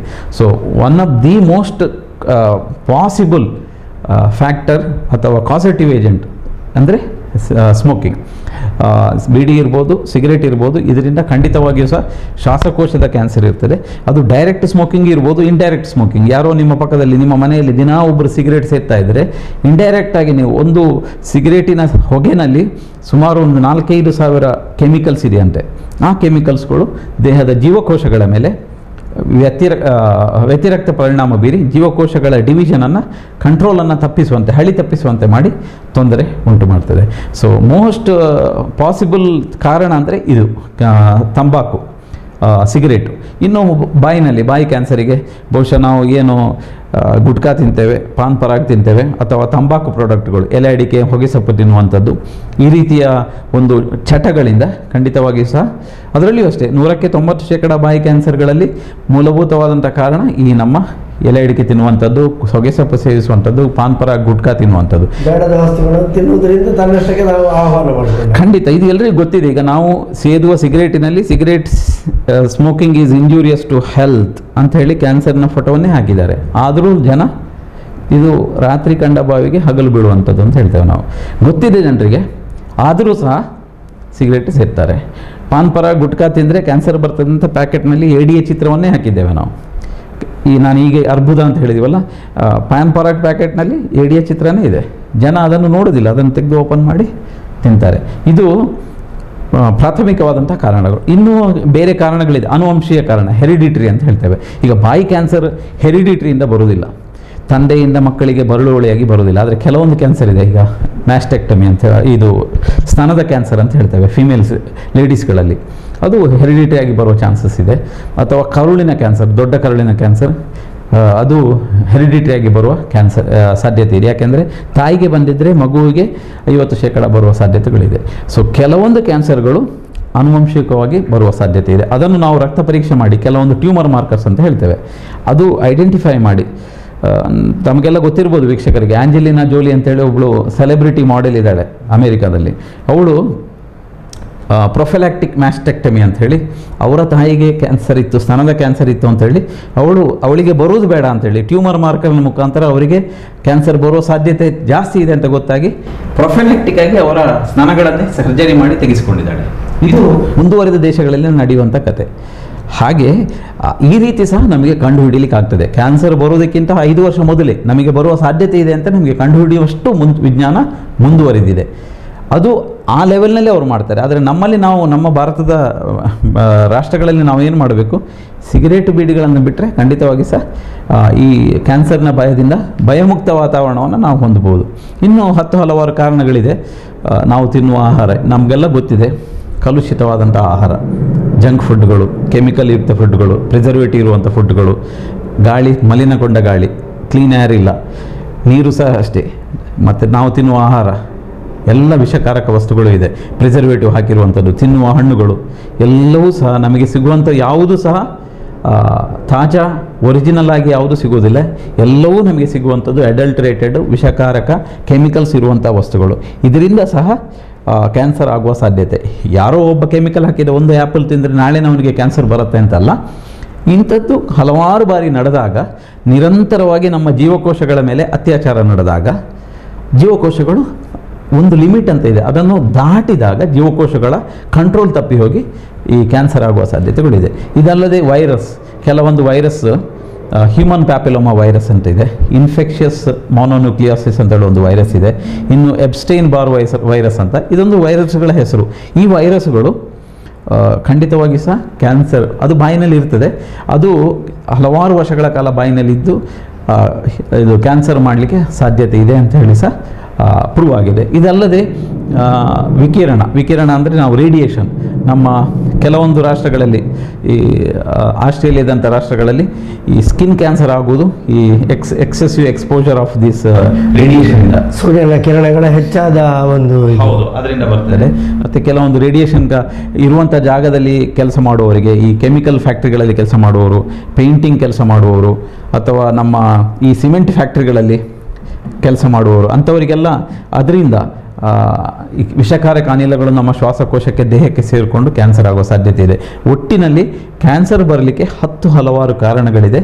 ಎಲ್ಲವೂ ಸೇರಿಕೊಂಡು ಜೀವಕೋಶಗಳ ಮೇಲೆ ವ್ಯತಿರಿಕ್ತ ಪರಿಣಾಮ ಬೀರಿ ಕ್ಯಾನ್ಸರ್ ಆಗುವ ಸಾಧ್ಯತೆ ಇದೆ. ಇಂಥದ್ದೇ ಒಂದು ನಿರ್ದಿಷ್ಟ ಕಾರಣದಿಂದ ಕ್ಯಾನ್ಸರ್ ಬರುತ್ತೆ ಅಂತ ಹೇಳೋಕ್ಕಾಗಲ್ಲ. ಹಲವು ಕಾರಣಗಳು ಸೇರಿ ಕ್ಯಾನ್ಸರ್ ಬರಬಹುದು ಅಂತ ನಾವು ವೈದ್ಯರು ನಿರ್ಧರಿಸ್ತೇವೆ. ನಮ್ಮ ಜೀವನ ಪದ್ಧತಿ, ನಾವು ತಿನ್ನುವ ಆಹಾರಗಳು, ನಾವು ಸೇದುವ ಸಿಗರೇಟುಗಳು, ಬೇರೆ ಬೇರೆ ಕಾರಣಗಳು ಮತ್ತು ನಮ್ಮ ಆನುವಂಶೀಯತೆ ಎಲ್ಲವೂ ಸೇರಿ ಕ್ಯಾನ್ಸರ್ ಬರಬಹುದಾದಂಥ ಒಂದು ಸಾಧ್ಯತೆಗಳು. ಈಗ ಬಾಯಿ ಕ್ಯಾನ್ಸರ್ ಅಂತ ಹೇಳ್ತೇವೆ, ಇದರ ಲಕ್ಷಣಗಳೇನು? ಬಾಯಿ ಕ್ಯಾನ್ಸರ್ ಈ ಥರ ಎಲ್ಲ ಕ್ಯಾನ್ಸರ್ಗಳಿಂದ ಒಂದು ಸ್ವಲ್ಪ ಭಿನ್ನವಾದಂಥ ಕ್ಯಾನ್ಸರ್. ಯಾಕೆಂತ ಹೇಳಿದರೆ ತುಂಬ ಸುಲಭವಾಗಿ ಗುರುತಿಸಬಹುದಂಥ ಕ್ಯಾನ್ಸರ್ ಅಂದರೆ ಬಾಯಿ ಕ್ಯಾನ್ಸರ್. ನಿಮಗೆ ಒಂದು ಕ್ಯಾನ್ಸರ್ ಹೊಟ್ಟೆನಲ್ಲಿ ಆಗಿದೆ, ಕರುಳಿನಲ್ಲಿ ಕ್ಯಾನ್ಸರ್ ಆಗಿದೆ, ಅಥವಾ ಗುದದ್ವಾರದಲ್ಲಿ ಆಗಿದೆ, ಅಥವಾ ಶ್ವಾಸಕೋಶದಲ್ಲಿ ಆಗಿದೆ, ಅದನ್ನು ಕಣ್ಣಿಗೆ ಕಾಣಲಿಕ್ಕೆ ಸಾಧ್ಯವೇ ಇಲ್ಲ. ವೈದ್ಯರಿಗೂ ಅಷ್ಟೇ, ಕೆಮ್ತಾ ಇರ್ತಾನೆ ಅವನು, ಡಾಕ್ಟರ್ ಹತ್ರ ಹೋಗಿ ಅವರಿಗೆ ಕ್ಯಾನ್ಸರ್ ಆಗಿದೆ ಅಂತ ನೋಡಿದಾಗ ಗೊತ್ತಾಗಲ್ಲ. ಆದರೆ ಬಾಯಿ ಕ್ಯಾನ್ಸರ್ನ ವಿಶೇಷ ಏನಂದರೆ, ನಾವು ನೇರವಾಗಿ ಅದನ್ನು ದಂತ ವೈದ್ಯರು ಅಥವಾ ಬೇರೆ ವೈದ್ಯರು ನೇರವಾಗಿ ಕ್ಯಾನ್ಸರ್ ಬೆಳೆದದ್ದನ್ನು ಕಣ್ಣಿನಿಂದ ಕಾಣ್ಬೋದು. ಒಂದು ರೀತಿಯ ಬಾಯಿನಲ್ಲಿ ಹುಣ್ಣಾಗಿರ್ತದೆ, ಒಣಗದಂಥ ಹುಣ್ಣು, 10 ದಿವಸ 2 ವಾರಕ್ಕಿಂತ ಜಾಸ್ತಿ ಒಣಗದ ಹುಣ್ಣು ಬಾಯಿನಲ್ಲಿ ಇದ್ದರೆ ನಾವು ಕ್ಯಾನ್ಸರನ್ನು ಸಸ್ಪೆಕ್ಟ್ ಮಾಡಬೇಕಂತ ಇರ್ತದೆ. ಅದನ್ನು ಮುಟ್ಟಿದಾಗ ರಕ್ತ ಒಸರುವಂಥದ್ದು, ಮುಟ್ಟಿದಾಗ ಅದರ ಸುತ್ತ ಗಟ್ಟಿ ಅನ್ನಿಸುವಂಥದ್ದು, ಮತ್ತು ಗೆಡ್ಡೆ ಬೆಳೆದಿರುವಂಥದ್ದು, ಹೊರಭಾಗದಲ್ಲಿ ಹೊರಚಾಚಿಕೊಂಡು ಬೆಳೆದಂಥ ಗಡ್ಡೆಗಳು, ಅಥವಾ ಬಾಯಿಯ ಒಳಗಡೆ ಒಂದು ಬರೋಯಿಂಗ್ ಗುಂಡಿ ಥರ ಆಗಿ ಅಲ್ಲಿ ರಕ್ತ ಒಸರುವಂಥದ್ದು, ಈ ರೀತಿ ಲಕ್ಷಣಗಳು. ಬಾಯಿ ಉರಿಯುವಂಥದ್ದು, ಏನೇ ತಿಂದರೂ ಸಹ ಬಾಯಿ ಉರಿಯುವಂಥದ್ದು, ಬಾಯಿನಲ್ಲಿ ಜಾಸ್ತಿ ಸಲಹೆ ಬರುವಂಥದ್ದು, ಮಾತಾಡಲಿಕ್ಕೆ ಕಷ್ಟ ಆಗುವಂಥದ್ದು, ಮತ್ತು ಬಾಯಿ ತೆರೀಲಿಕ್ಕೆ ಕಷ್ಟ ಆಗುವಂಥದ್ದು, ಇದೆಲ್ಲ ಸಾಮಾನ್ಯವಾಗಿ ಕಂಡುಬರುವಂತಹ ಬಾಯಿ ಕ್ಯಾನ್ಸರಿನ ಲಕ್ಷಣಗಳು. ಸಾಮಾನ್ಯವಾಗಿ ಈ ಎಲೆಡಿಕೆ ತಿನ್ನುವವರಲ್ಲಿ, ಹೊಗೆಸೊಪ್ಪು ತಿನ್ನುವವರಲ್ಲಿ, ಗುಟ್ಕಾ ತಿನ್ನುವವರಲ್ಲಿ ಈ ಎಲ್ಲ ಲಕ್ಷಣಗಳು ಕಂಡು ಬರ್ತದೆ. ಅದನ್ನು ನಾವು ನೋಡ್ಬೋದು. ಬಾಯಿ ಕ್ಯಾನ್ಸರ್ನ ವಿಶೇಷ ಅಂದರೆ ಆರಂಭಿಕ ಹಂತದಲ್ಲಿ ನಾವು ಗುರುತಿಸ್ಬೋದು. ಕೆಲವೊಮ್ಮೆ ಇರ್ತದೆ, ಹಳ್ಳಿಯ ಪ್ರದೇಶದವರು ಜನರು ಬಾಯಿಯಲ್ಲಿ ಹುಣ್ಣಾಗಿ ದೊಡ್ಡ ಬಾಯಿ ವಾಸನೆ ಬರುವಲ್ಲಿ, ಅದರಲ್ಲಿ ಹುಳ ಆಗೋಲ್ಲವರೆಗೆ ಇರ್ತಾರೆ, ಕೊನೆಗೆ ಬರ್ತಾರೆ ನಮ್ಮ ಹತ್ರ. ಅಂಥ ಸಂದರ್ಭಗಳಲ್ಲಿ ನಾವು ಏನು ಮಾಡೋಕ್ಕಾಗಲ್ಲ. ಆದರೆ ಆರಂಭಿಕ ಹಂತದಲ್ಲಿ ಬಾಯಿ ಉರಿಯುವುದು ಅಥವಾ ಬಾಯಿ ತೆರೀಲಿಕ್ಕೆ ಆಗೋದಿಲ್ಲ ಅಥವಾ ಬಾಯಿನಲ್ಲಿ ರಕ್ತ ಒಸರುವುದು, ಸಣ್ಣ ಹುಣ್ಣಾಗಿರುವಂಥದ್ದು, ಆ ಹಂತದಲ್ಲಿ ಬಂದರೆ ಖಂಡಿತವಾಗಿ ನಾವು ನೋಡ್ಬೋದು, ಅದನ್ನು ಗುರುತಿಸ್ಬೋದು, ಕ್ಯಾನ್ಸರ್ ಬಂದಿದೆ ಅಂತ ಸಂಶಯ ಪಡ್ಬೋದು. ಮತ್ತು ಸಿಂಪಲ್ ಪರೀಕ್ಷೆ, ಈ ಕ್ಯಾನ್ಸರನ್ನು ಡಯಾಗ್ನೋಸ್ ಮಾಡೋದೇನು ದೊಡ್ಡ ಬ್ರಹ್ಮವಿದ್ಯೆ ಏನೂ ಅಲ್ಲ. ಇದನ್ನು ನೋಡಿದ ಕೂಡಲೇ ಜಸ್ಟ್ ಅಲ್ಲಿ ಒಂದು ಸಣ್ಣ ಮಾಂಸವನ್ನು ನಾವು ಕಟ್ ಮಾಡಿ ತೆಗಿತೇವೆ, ಬಯಾಪ್ಸಿ ಅಂತ ಹೇಳ್ತೇವೆ. ಆ ಜಾಗದಲ್ಲಿ ಒಂದು ಸಣ್ಣ ಮಾಂಸವನ್ನು ಕಟ್ ಮಾಡಿ ಅದನ್ನು ನಾವು ಮೈಕ್ರೋಸ್ಕೋಪಿನ ಕೆಳಗೆ ಟೆಸ್ಟ್ ಮಾಡ್ತೇವೆ. ಬೇರೆ ಬೇರೆ ಆ್ಯಂಗಲ್ನಲ್ಲಿ ಸಣ್ಣದಾಗಿ ಕೊಯ್ದು ನಾವು ಅದರಲ್ಲಿ ಜೀವಕೋಶಗಳು ಹೇಗಿದೆ ಅಂತೇಳಿ. ಸಾಮಾನ್ಯವಾಗಿ ಒಂದು ಜೀವಕೋಶದಲ್ಲಿ ಒಂದು ನ್ಯೂಕ್ಲಿಯಸ್ ಇರ್ತದೆ, ಒಂದು ಸೈಟೋಪ್ಲಾಸಮ್ ಇರುತ್ತೆ. ಅದರ ಸ್ಟ್ರಕ್ಚರಲ್ ವೇರಿಯೇಷನ್ ಯಾವ ರೀತಿ ಬೇರೆ ರೀತಿ ಇದೆ ಅಂತ ನೋಡ್ತೇವೆ. ಆ ಸೆಲ್ಗಳಲ್ಲಿ ನೋಡಿದ ಕೂಡಲೇ ಗೊತ್ತಾಗ್ತದೆ ಈ ಮನುಷ್ಯನಿಗೆ ಸೆಲ್ಯುಲಾರ್ ಹೈಪರ್ಪ್ಲೇಸಿಯಾ, ಪ್ಲಿಯೋಮಾರ್ಫಿಸಮ್ ಅಂತ ಹೇಳ್ತೇವೆ. ಅದರ ಸ್ಟ್ರಕ್ಚರನ್ನು ನೋಡಿದ ಕೂಡಲೇ ನಮಗೆ ಅಂದಾಜು ಆಗ್ತದೆ ಈ ಮನುಷ್ಯನಿಗೆ ಕ್ಯಾನ್ಸರ್ ಬಂದಿರುವ ಸಾಧ್ಯತೆ ಇದೆ ಅಂತೇಳಿ. ಸೊ ಬಾಯಿ ಕ್ಯಾನ್ಸರ್ ಅನ್ನೋದು ಅತ್ಯಂತ ಸುಲಭವಾಗಿ ಗುರುತಿಸಬಹುದಾದಂತಹ, ಅತ್ಯಂತ ಸುಲಭವಾಗಿ ಡಯಾಗ್ನೋಸ್ ಮಾಡಲಿಕ್ಕೆ ಅತಿ ಸುಲಭವಾದಂತಹ ಒಂದು ಕಾಯಿಲೆ ಆಗಿದ್ದು, ಆರಂಭಿಕ ಹಂತದಲ್ಲಿ ಗುರುತಿಸಿದರೆ ಸಂಪೂರ್ಣವಾಗಿ ಕ್ಯೂರ್ ಮಾಡ್ಬೋದು. ಆರಂಭಿಕ ಹಂತದಲ್ಲಿ ಗುರುತಿಸಿದರೆ ಅದನ್ನು ಚಿಕಿತ್ಸೆ ಕೂಡ ಅತ್ಯಂತ ಸುಲಭವಾಗಿ ಮಾಡ್ಬೋದು. ಖಂಡಿತವಾಗಿ ಎಲ್ಲ ಕ್ಯಾನ್ಸರ್ಗಳನ್ನು ಅಷ್ಟೇ, ಬಾಯಿ ಕ್ಯಾನ್ಸರ್ ಅಂತಲ್ಲ, ಯಾವುದೇ ಕ್ಯಾನ್ಸರನ್ನು ಆರಂಭಿಕ ಹಂತದಲ್ಲಿ ಗುರುತಿಸಿದರೆ ಸ್ಟೇಜ್ 1ನಲ್ಲಿ ಖಂಡಿತವಾಗಿ ಕ್ಯೂರ್ ಮಾಡ್ಬೋದು. ಆದರೆ ವಿಪರ್ಯಾಸ ನೋಡಿ, ನಮ್ಮ ಕರುಳಿನ ಕ್ಯಾನ್ಸರ್ ಇರ್ಬೋದು, ಶ್ವಾಸಕೋಶದ ಕ್ಯಾನ್ಸರ್ ಆರಂಭಿಕ ಹಂತದಲ್ಲಿ ಗೊತ್ತೇ ಆಗೋದಿಲ್ಲ. ಅದು ಏನಾಗ್ತದೆ ಅಂದರೆ, ಯಾವಾಗ ನಮಗೆ ಗೊತ್ತಾಗ್ತದೆ ಅಂದರೆ, ರೋಗಿ ರಕ್ತವಾಂತಿ ಮಾಡಿದಾಗಲೇ ಬರ್ತಾನೆ, ಅವನಿಗೆ ಸದಾ ಉಸಿರಾಡಲಿಕ್ಕೆ ಕಷ್ಟ ಆಗುವಂಥದ್ದು, ಕೆಮ್ಮು ಬರುವಂಥದ್ದು. ಆವಾಗ ಆ ಹಂತದಲ್ಲಿ ಅದು ಆವಾಗ ಗೊತ್ತಾಗುವಾಗ ಸ್ಟೇಜ್ 3 ಸ್ಟೇಜ್ 4ಗೆ ಹೋಗಿರ್ತದೆ. ಅಥವಾ ಗುದದ್ವಾರದಲ್ಲಿ ಕ್ಯಾನ್ಸರ್ ಆಗಿದ್ದರೆ ಪದೇ ಪದೇ ರಕ್ತ ಹೋಗುವಂಥದ್ದು, ಮತ್ತು ಕೊನೆಗೆ ಹಿಮೋಗ್ಲೋಬಿನ್ ಕಡಿಮೆಯಾಗಿ ಉಸಿರಾಡಲಿಕ್ಕೆ ಕಷ್ಟ ಆಗುವಂಥದ್ದು, ಗೆಡ್ಡೆ ಬರುವಂಥದ್ದು. ಆ ಹಂತದಲ್ಲಿ ವೈದ್ಯರ ಹತ್ರ ಬರ್ತಾರೆ. ಮತ್ತು ಕೆಲವೊಂದು ಜಾಗದಲ್ಲಿ ಆದರೆ, ಗುದದ್ವಾರದಲ್ಲಿ ಕ್ಯಾನ್ಸರ್ ಆದರೆ ಅವರು ನಾಚ್ಕೊಳ್ತಾರೆ, ವೈದ್ಯರ ಬಳಿ ಹೋಗ್ಲಿಕ್ಕೂ ಸಹ ಅವರಿಗೊಂಥರ ಮುಜುಗರ. ಬಾಯಿ ಆದರೆ ತೆಗೆದು ತೋರಿಸ್ತಾರೆ, ಬೇರೆ ಕಡೆ ಆದರೆ ಅವರಿಗೆ ತೋರಿಸ್ಕೊಳ್ಲಿಕ್ಕೂ ಸಹ ಒಂದು ರೀತಿಯ ಮುಜುಗರ ಆಗ್ತದೆ. ಈ ಕಾರಣದಿಂದ ಕ್ಯಾನ್ಸರ್ ಇದೆ ಅಂತ ಗೊತ್ತಾಗುವಾಗ ಬಹಳ ಲೇಟ್ ಆಗ್ತದೆ, ಕೈ ಮೀರಿ ಹೋಗಿರ್ತದೆ. ಆ ಸಂದರ್ಭಗಳಲ್ಲಿ ವೈದ್ಯರು ಸಹ ಸ್ಟೇಜ್ 3 ಸ್ಟೇಜ್ 4ಗೆ ಹೋದ ಮೇಲೆ ಒಂದು ಗಡ್ಡೆ ಬೆಳೆದು ಅದು ಈಗ ತಾನೇ ಹೇಳಿದೆ ಮ್ಯಾಲಿಗ್ನೆಂಟ್ ಟ್ಯೂಮರ್ ಆಗಿದ್ದರೆ, ಬೇರೆ ಕಡೆ ಸ್ಪ್ರೆಡ್ ಆಗಿದ್ದರೆ ವೈದ್ಯರು ಸಹ ಹೆಚ್ಚಿನ ವಿಶೇಷವಾದಂಥ ಚಿಕಿತ್ಸೆಗೆ ಮಾಡಲಿಕ್ಕೆ ಅವರಿಗೂ ಸಹ ಕೈಕಟ್ಟಿ ಹಾಕಿದಾಗ ಆಗ್ತದೆ. ಆವಾಗ ಬೇರೆ ಬೇರೆ ಕೀಮೊಥೆರಪಿ ಮಾಡಿ ರೋಗಿಯ ವಯಸ್ಸನ್ನು ಇರುವಷ್ಟು ದಿವಸ ಚೆನ್ನಾಗಿ ಇರಲಿಕ್ಕೆ ವ್ಯವಸ್ಥೆ ಮಾಡುವಂಥದ್ದು. ಒಟ್ಟಿನಲ್ಲಿ ರೋಗವನ್ನು, ಕ್ಯಾನ್ಸರ್ ರೋಗವನ್ನು ಆರಂಭಿಕ ಹಂತದಲ್ಲಿ ಗುರುತಿಸಿ ಚಿಕಿತ್ಸೆ ಮಾಡಬಹುದು ಅಂತ ಹೇಳೋಕ್ಕೆ ನಾನು ಇಚ್ಛೆ ಪಡ್ತೇನೆ. ಈಗ ಕ್ಯಾನ್ಸರ್ ಅಂದರೆ ಏನು, ಇದರ ರೋಗ ಲಕ್ಷಣಗಳು, ಬಾಯಿಯ ಕ್ಯಾನ್ಸರ್ ಹೇಗೆ, ಎಲ್ಲ ಮಾಹಿತಿಯನ್ನು ನೋಡಿದ್ರಿ. ಈಗ ಇದಕ್ಕೆ ಚಿಕಿತ್ಸೆ ಹೇಗೆ ನೋಡಿ? ಕ್ಯಾನ್ಸರ್ ಚಿಕಿತ್ಸೆಯನ್ನು ನಾವು ಬ್ರಾಡಾಗಿ 3 ರೀತಿ ವಿಂಗಡಿಸ್ತೇವೆ. ಸರ್ಜರಿ, ಆಪರೇಷನ್ ಮಾಡುವಂಥದ್ದು, ಮತ್ತು ರೇಡಿಯೇಷನ್ ಥೆರಪಿ, ವಿಕಿರಣ ಚಿಕಿತ್ಸೆ ಅಂತ ಹೇಳ್ತೇವೆ, ಮತ್ತು ಕೀಮೊಥೆರಪಿ ಅಂದರೆ ಔಷಧಿ ನೀಡಿ ಕ್ಯಾನ್ಸರ್ ಗಡ್ಡೆಯನ್ನು ನಿರ್ಮೂಲನ ಮಾಡುವಂಥದ್ದು. ಇದು ಇಂತಹ ರೋಗಕ್ಕೆ ಇಂತಹ ಚಿಕಿತ್ಸೆ ಅಂತ ಏನಿಲ್ಲ, ಸಾಮಾನ್ಯವಾಗಿ ಕಾಂಬಿನೇಷನ್ ಆಫ್ ಥೆರಪಿ ಅಂತ ಮಾಡ್ತೇವೆ. ಬರೀ ಔಷಧಿ ಕೊಟ್ಟು ಕ್ಯಾನ್ಸರನ್ನು ಸರಿ ಮಾಡಿಸಲಿಕ್ಕೆ ಸಾಧ್ಯ ಆಗೋದಿಲ್ಲ. ಕೆಲವೊಂದು ಚಿಕಿತ್ಸೆಗೆ ವೆರಿ ರ್ಯಾರ್ ಟ್ಯೂಮರ್ಗಳಿಗೆ ಬರೀ ಕೀಮೊಥೆರಪಿ ಕೊಡುವಂಥ ಅವಶ್ಯಕತೆ ಕೆಲವೊಮ್ಮೆ ಇರ್ತದೆ. ಹೆಚ್ಚಿನ ಸಂದರ್ಭಗಳಲ್ಲಿ 100% ಸಂದರ್ಭಗಳಲ್ಲಿ ನಾವು ಸರ್ಜರಿ ಮಾಡಲೇಬೇಕಾಗತ್ತೆ. ಸರ್ಜರಿ ಅಂದರೆ ಯಾವ ಕ್ಯಾನ್ಸರ್ ಆಗಿದೆ ಆ ಗಡ್ಡೆಯನ್ನು ನಾವು ಸರ್ಜರಿ ಮಾಡಿ, ಆಪರೇಷನ್ ಮಾಡಿ ಆ ಗಡ್ಡೆಯನ್ನು ಸಂಪೂರ್ಣವಾಗಿ ಅದರಲ್ಲಿ ಸುತ್ತಲಿರುವಂತಹ ನಾರ್ಮಲ್ ಅಂಗಾಂಶಗಳ ಜೊತೆಗೆ ತೆಗೆದು ಪೂರ್ತಿಯಾಗಿ ಸರ್ಜರಿ ಮಾಡಿ ತೆಗೆಯುವಂಥದ್ದು. ಇದಕ್ಕೆ ಆರಂಭಿಕ ಹಂತದಲ್ಲಿ ಸ್ಟೇಜ್ 1ನಲ್ಲಿ ಕ್ಯಾನ್ಸರಿಗೆ surgery is the best treatment. ನಮಗೆ ಸಾಮಾನ್ಯವಾಗಿ ಒಳ್ಳೆ ರಿಸಲ್ಟ್ ಸಿಗುವಂಥದ್ದು. ಆರಂಭಿಕ ಹಂತದಲ್ಲಿದ್ದರೆ ನಾವು ಕೀಮೊಥೆರಪಿ ಕೊಡುವುದೇ ಇಲ್ಲ. ಆದರೆ ಕೆಲವೊಮ್ಮೆ ಏನಾಗ್ತದೆ ಅಂದರೆ, ರೋಗಿಗಳು ನಮ್ಮ ಬಳಿ ಬರುವಾಗ ಬಹಳ ಕಾಲ ಮಿಂಚಿ ಹೋಗಿರ್ತದೆ. ಆರಂಭಿಕ ಹಂತದಲ್ಲಿ ಏನೋ ಅದು ಇದು ಅಂತ ಮದ್ದು ಮಾಡಿಕೊಂಡು ಸ್ಟೇಜ್ 3 ಸ್ಟೇಜ್ 4ಗೆ ಬಂದಿರ್ತಾರೆ. ಸ್ಟೇಜ್ 4ನಲ್ಲಿ ಬೇರೆ ಕಡೆ ಸ್ಪ್ರೆಡ್ ಆಗಿರ್ತದೆ. ಒಂದು ಗಡ್ಡೆ ಒಂದು ಜಾಗದಲ್ಲಿ ಇಲ್ಲದೆ ಕುತ್ತಿಗೆಗೆ ಸ್ಪ್ರೆಡ್ ಆಗ್ತದೆ, ರಕ್ತದ ಮುಖಾಂತರ ಬ್ರೈನ್ ಬೇರೆ ಕಡೆ ಎಲ್ಲ ಸ್ಪ್ರೆಡ್ ಆದಾಗ ಆವಾಗ ಸರ್ಜರಿ ಮಾಡೋದೇ ಇಲ್ಲ ನಾವು. ಯಾಕೆಂತ ಹೇಳಿದರೆ ಎಷ್ಟು ಕಡೆ ಅಂತ ಸರ್ಜರಿ ಮಾಡಲಿಕ್ಕಾಗ್ತದೆ? ಒಂದು ಜಾಗದಲ್ಲಿ ಹುಟ್ಟಿ ಬ್ರೈನಿಗೆ ಹೋಗಿದ್ದರೆ, ಲಂಗ್ಸಿಗೆ ಹೋಗಿದ್ದರೆ ನಾವು ಏನು ಮಾಡೋಕ್ಕಾಗಲ್ಲ. ಆವಾಗ ಏನು ಮಾಡ್ತೇವೆ ನಾವು? ಕ್ಯೂರೇಟಿವ್ ಥೆರಪಿಗಿಂತ ನಾವು ಪ್ಯಾಲಿಯೇಟಿವ್ ಥೆರಪಿ ಅಂತ ಹೇಳ್ತೇವೆ. ಅಂದರೆ ರೋಗವನ್ನು ನಿಯಂತ್ರಿಸುವಂಥದ್ದು. ರೋಗಿಗೆ ಇರುವಷ್ಟು ದಿವಸ ಆರಾಮದಾಯಕವಾಗಿ ಇರಲಿಕ್ಕೆ ಕೀಮೊಥೆರಪಿ ಕೊಡ್ತೇವೆ. ಅಂದರೆ ಬೇರೆ ಕಡೆಯಲ್ಲಿ ಗಡ್ಡೆ ಜಾಸ್ತಿ ಬೆಳೆಯದಂತೆ ಮಾಡಲಿಕ್ಕೆ ಕೀಮೊಥೆರಪಿ ಕೊಡುವಂಥದ್ದು. ಸೊ ಆಗ ಸರ್ಜರಿ ಮಾಡೋದಿಲ್ಲ. ಸ್ಟೇಜ್ 3 ಸ್ಟೇಜ್ 4ನಲ್ಲಿ ನಾವು ಕೀಮೊಥೆರಪಿ ಕೊಟ್ಟು ಕ್ಯಾನ್ಸರಿನ ಆರ್ಭಟವನ್ನು ಕಡಿಮೆ ಮಾಡಿ ಇರುವಷ್ಟು ದಿವಸ ಆರಾಮವಾಗಿರಲಿಕ್ಕೆ ವ್ಯವಸ್ಥೆ ಮಾಡ್ತೇವೆ. ಇನ್ನು ಕೆಲವೊಮ್ಮೆ ಮಾಡ್ರೇಟ್ ಸ್ಟೇಜಲ್ಲಿ ಬರ್ತಾರೆ. ಸ್ಟೇಜ್ 2 ಸ್ಟೇಜ್ 3ನಲ್ಲಿ ಕ್ಯಾನ್ಸರ್ ಹುಟ್ಟಿದ ಜಾಗದಿಂದ ಕುತ್ತಿಗೆಗೆ ಸ್ಪ್ರೆಡ್ ಆಗುವಂಥದ್ದು. ಹಾಗಿರುವಾಗ ನಾವೇನು ಮಾಡ್ತೇವೆ? ಸರ್ಜರಿ ಮಾಡಿ ಆ ಏರಿಯಾ ಕುತ್ತಿಗೆ ಭಾಗದಲ್ಲಿರುವಂತಹ ಸ್ಪ್ರೆಡ್ ಆದ ಗಡ್ಡೆಗಳನ್ನು ತೆಗೆದು ಅಲ್ಲಿಗೆ ನಾವು ಕರೆಂಟ್ ಕೊಡುವಂಥದ್ದು ಅಂತ ಹೇಳ್ತೇವೆ, ರೇಡಿಯೇಷನ್ ಅಂತೇಳಿ. ರೇಡಿಯೇಷನ್ ಈಗೆಲ್ಲ ಹೊಸ ಹೊಸ ತಂತ್ರಜ್ಞಾನಗಳು ಬಂದಿದೆ, MDRT ಅಂತ ಇದೆ, DDRT ಅಂತ ಹೇಳಿ, ಬೇರೆ ಬೇರೆ ರೀತಿಯ ಅತ್ಯಂತ ನಿಖರವಾಗಿ ಯಾವ ಜಾಗಕ್ಕೆ ಹೋಗಿದೆ ಅಂತೇಳಿ ಐಡೆಂಟಿಫೈ ಮಾಡಿ ಕಂಪ್ಯೂಟರ್ ಮುಖಾಂತರ ಆ ಜಾಗಕ್ಕೆ ಮಾತ್ರ ನಾವು ಕರೆಂಟ್ ವಿಕಿರಣ ಚಿಕಿತ್ಸೆ ನೀಡಿ ಸ್ಟರ್ಲೈಸ್ ಮಾಡುವಂಥದ್ದು. ಎಲ್ಲಿ ಕ್ಯಾನ್ಸರ್ ಸೆಲ್ಗಳಿದೆ ಅದನ್ನು ಸ್ಟರ್ಲೈಸ್ ಮಾಡಿ. ಹಿಂದಿನ ಕಾಲದಲ್ಲೆಲ್ಲ ಕಂಪ್ಲೀಟ್ ಒಂದು ಪರ್ಟಿಕ್ಯುಲರ್ ಏರಿಯಾಕ್ಕೆ ಫುಲ್ಲು ನಾವು ಕರೆಂಟ್ ಕೊಟ್ಟು ರೋಗಿಗಳನ್ನು ನೋಡಿದಾಗ ಗೊತ್ತಾಗ್ಬೋದು, ಫುಲ್ಲು ಚರ್ಮ ಸುಟ್ಟು ಹೋಗಿರುವಂಥ ಕಪ್ಪಗಾಗಿರುವಂಥದ್ದು ನಾವು ನೋಡಿರ್ತೇವೆ. ಸೊ ಈಗೆಲ್ಲ ಹೊಸ ತಂತ್ರಜ್ಞಾನದಿಂದ ಹೊಸ ಹೊಸ ಥೆರಪಿಗಳು ಬಂದಿದೆ. ಸೊ ಮಾಡ್ರೇಟ್ ಸ್ಟೇಜಲ್ಲಿ ನಾವು ಸರ್ಜರಿ ಮಾಡೋದರ ಜೊತೆಗೆ ರೇಡಿಯೇಷನ್ ಸಹ ವಿಕಿರಣ ಚಿಕಿತ್ಸೆಯನ್ನು ಕೊಡುತ್ತೇವೆ. ನಮ್ಮ ಕೈಮೀರಿ ಹೋದಾಗ ಬರೀ ಕೀಮೊಥೆರಪಿ ಕೊಡುವಂಥದ್ದು. ಇನ್ನು ಕೆಲವೊಂದು ಗಡ್ಡೆಗಳಿದೆ, ಲಿಂಫೋಮಾ ಅಂತ ಹೇಳಿ, ಈ ರಕ್ತದಿಂದ ಹರಡುವಂಥದ್ದು. ಅಂಥ ಸಂದರ್ಭಗಳಲ್ಲಿ ದೇಹದೆಲ್ಲೆಡೆ ಇರ್ತದೆ, ಅದಕ್ಕೆ ನಾವು ಸರ್ಜರಿ ಮಾಡೋದಿಲ್ಲ, ಬರೀ ಕೀಮೊಥೆರಪಿ ಕೊಟ್ಟು ಅದನ್ನು ಈ ರೋಗವನ್ನು ಕಂಟ್ರೋಲ್ ಮಾಡಲಿಕ್ಕೆ ಸಾಧ್ಯವಾಗ್ತದೆ. ಸೊ ಯಾವ ರೀತಿಯ ರೋಗಕ್ಕೆ ಯಾವ ರೀತಿಯ ಚಿಕಿತ್ಸೆ ಅನ್ನೋದನ್ನು ವೈದ್ಯರು ನಿರ್ಧರಿಸ್ತಾರೆ. ಎಲ್ಲಿ ಕ್ಯಾನ್ಸರ್ ಆಗಿದೆ, ಎಷ್ಟು ದೊಡ್ಡದಿದೆ, ಎಲ್ಲೆಲ್ಲಿ ಹರಡಿದೆ, ಯಾವ ಅಂಗಾಂಶದಿಂದ ಹುಟ್ಟಿದೆ, ಯಾವ ರೀತಿಯ ಕ್ಯಾನ್ಸರು, ವ್ಯಕ್ತಿಯ ಏಜ್, ಯಾವ ಜಾಗದಲ್ಲಿ ಕ್ಯಾನ್ಸರ್ ಇದೆ, ಇದೆಲ್ಲವನ್ನು ನೋಡಿ ವೈದ್ಯರು ಮತ್ತು ರೋಗಿಯ ದೈಹಿಕ ಪರಿಸ್ಥಿತಿಯನ್ನು ಅವರು ಬ್ಲಡ್ ಟೆಸ್ಟ್ ಮಾಡ್ತಾರೆ, ಅವರ ಕಿಡ್ನಿ ಫಂಕ್ಷನ್ ಹೇಗಾಗ್ತಾ ಇದೆ, ಅವರ ಲಂಗ್ಸ್ ಫಂಕ್ಷನ್ ಹೇಗಿದೆ, ಇದೆಲ್ಲವನ್ನು ನೋಡಿ ಆಂಕಾಲಜಿಸ್ಟ್ ಇರ್ತಾರೆ, ಈ ಕ್ಯಾನ್ಸರ್ ಚಿಕಿತ್ಸಕರು. ಮತ್ತು ಇದು ಟೀಮ್ ವರ್ಕ್, ಒಬ್ಬರು ಚಿಕಿತ್ಸೆ ಮಾಡುವಂಥದ್ದಲ್ಲ. ಅದಕ್ಕೆ ಬೇರೆ ಬೇರೆ ಸ್ಪೆಷಲಿಸ್ಟ್ಗಳು ಸೇರಿಕೊಂಡು ಯಾವ ರೀತಿಯ ಚಿಕಿತ್ಸೆ ಅಂತ ನಿರ್ಧಾರ ಮಾಡಿ ಆ ಒಂದು ಪರ್ಟಿಕ್ಯುಲರ್ ಚಿಕಿತ್ಸೆಯನ್ನು ನೀಡಿ ರೋಗಿಯನ್ನು ಸಂಪೂರ್ಣವಾಗಿ ಗುಣಮುಖ ಮಾಡಲಿಕ್ಕೆ ಪ್ರಾಮಾಣಿಕವಾದ ಪ್ರಯತ್ನ ಮಾಡ್ತೇವೆ.